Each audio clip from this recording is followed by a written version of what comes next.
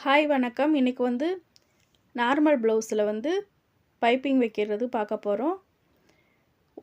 ஒரு ஸ்கேல் அளவுக்கு கிராஸ் பீஸை எடுத்து அதில் சென்டரில் த்ரெட் பைப்பிங் வச்சு டிச் பண்ணிவிட்டு நம்ம மார்க்கிங் பண்ண அந்த 1 இன்ச்சு நம்ம ஃபோல்டிங் பண்ணி தைக்கிறதுக்காண்டி விட்டதை அந்த சென்ட்ரு பகுதியில் வச்சு லெஃப்ட் சைடு வச்சு நம்ம அடித்து எடுத்துக்கலாம்.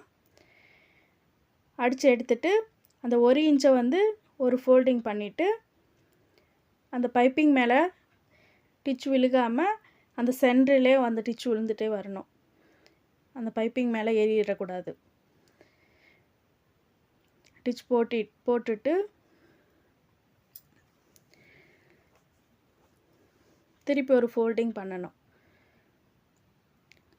இப்போ வந்து நம்ம ரைட் சைடு நல்ல பக்கம் ஃபோல்டிங் பண்ணி அடிச்சிட்ருக்கோம்.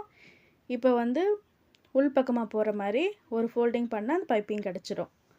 அந்த பைப்பிங் மேலே அந்த பைப்பிங்க்கும் அந்த கிளாத்துக்கும் சென்ட்ரிலேயும் அந்த டிச்சு விழுகிற மாதிரியேவும் போட்டுக்கணும். பைப்பிங் மேலே வரக்கூடாது. போட்டுட்டு இந்த ஸ்லீவ் வந்து பிசுறே இருக்காது, ஃபினிஷிங்காக இருக்கும். இதை ட்ரை பண்ணி பாருங்கள். சாரி கிளாத்துலேருந்து எடுத்து பைப்பிங் பண்ணலாம். சாதா ப்ளவுஸுக்கு எடுத்துட்டு அந்த 1/2 இன்ச் இருக்குங்களா, அதில் ஒரு தையல் போட்டுக்கலாம்.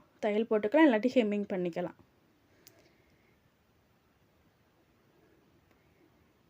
நார்மல் ஸ்லீவுக்கு இந்த மாதிரி பைப்பிங் வச்சு சாரி கிளாத்துலேருந்து எடுத்து வச்சோன்னா பார்க்குறதுக்கு மேட்சிங்காக இருக்கும்.